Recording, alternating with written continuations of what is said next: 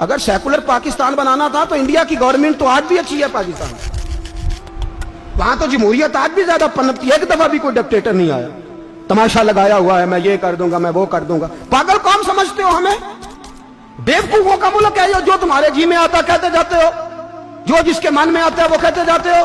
سنو اسلام کس طرح کی خلافت چاہتا ہے، امیر المومنین خلیفۃ المسلمین حضرت عمر فاروق۔ سنو حکومت کس کو کہتے، حضرت عمر گزر رہے، فجر کی نماز کے بعد 2 گلیاں رہ گئی ہیں، آج پورا نہیں ہو سکا آپ کا دورہ، جو رات کو نقاب پہن کے 2 گلیاں رہ گئی تو نقاب اوڑھ کے ہی فجر کے بعد نکل گئے۔ ایک چھپر ہے چھوٹا سا، ایک کٹیا ہے جھونپڑی، بوڑھی اماں بیٹھی ہے، عمر فاروق گزرنے لگے، بوڑھی کو پریشان دیکھا، اماں جی اجازت ہو تو اندر آ جاؤں؟ بوڑھی کہنے لگی چل دوڑ جا اپنا کام کر، کیوں اجازت دوں؟ تیری مہربانی اماں آنے دو۔ کیا دوڑ جا؟ تیری مہربانی اماں گزارش ہے، چلو آ جاؤ۔ حضرت عمر فاروق فرمایا کرتے تھے میں نے اس عورت سے آئین سیکھا ہے، آئین، میں نے اس سے قانون سیکھا ہے، اس بوڑھی عورت سے۔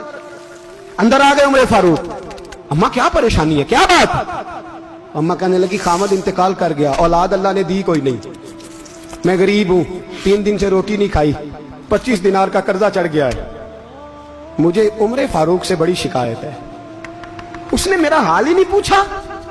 حضرت عمر کہتے تھے مجھے اس نے دستور اور آئین سکھایا، کہنے لگے شکوہ ہے، عمر آیا ہی نہیں۔ حضرت عمر کہنے لگے اماں، عمر کو کیا پتا کہ تو اس حال میں ہے، اماں دستور بیان کرتی ہے، اماں جمہوریت کا اعلان کرتی ہے، کہتی ہے نہیں پتا عمر کو، تو عمر سے کہو چھوڑ دے حکومت، اس کے حوالے کرے جو خبر رکھ سکتا ہے، نہ ادھر ادھر کی تو بات کر، یہ بتا کہ قافلہ کیوں لٹا، مجھے رہزنوں سے غرض نہیں، تیری رہبری کا سوال ہے، عمر سے کہو چھوڑے حکومت، اس کو دے جو پتہ رکھ سکتا ہے۔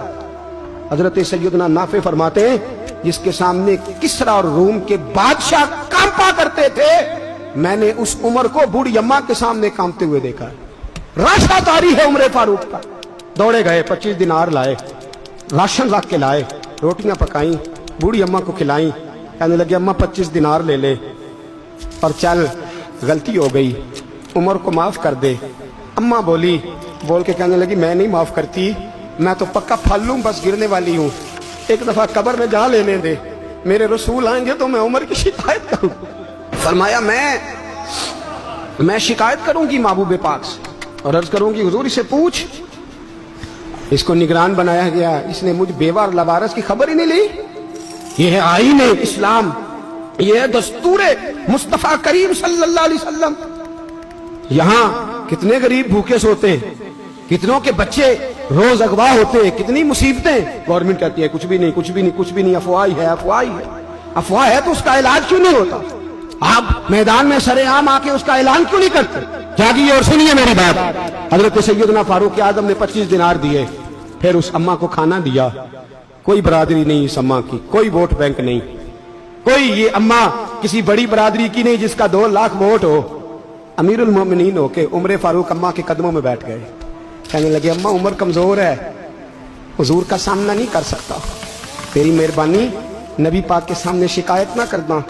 اماں کہنے لگی چل میں تیری خاطر معاف کر دیتی، جا تو مجھے کسی اچھی ماں کا بیٹا لگتا ہے، جا تیری خاطر۔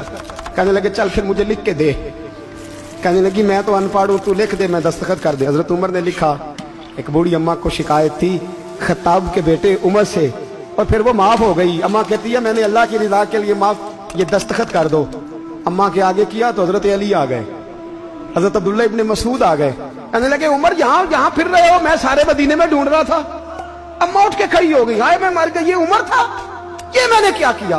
حضرت عمر کہنے لگے اماں نہ، اپنے وعدے پہ قائم رہ، تو نے جو کہا تھا اس پہ قائم رہ، ہمیں تو بتایا گیا تھا یہ والا نظام پاکستان میں آئے گا، یہ کہا تھا قائد اعظم نے، یہ رنگ ملے گا تمہیں۔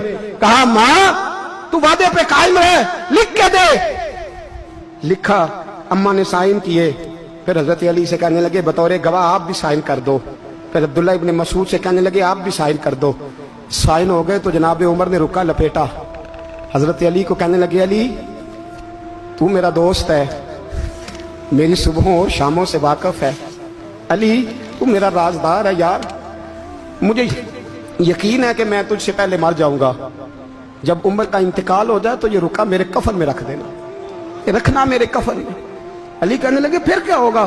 پر میں جب نبی پاک میری قبر میں آ کے پوچھیں گے نا بتا تو حکمران تھا کیا کر کے آیا ہے، تو فرمایا میں رکا نکال کے عرض کروں گا سونے ایک اماں ناراض تھی میں اسے بھی راضی کر کے آیا.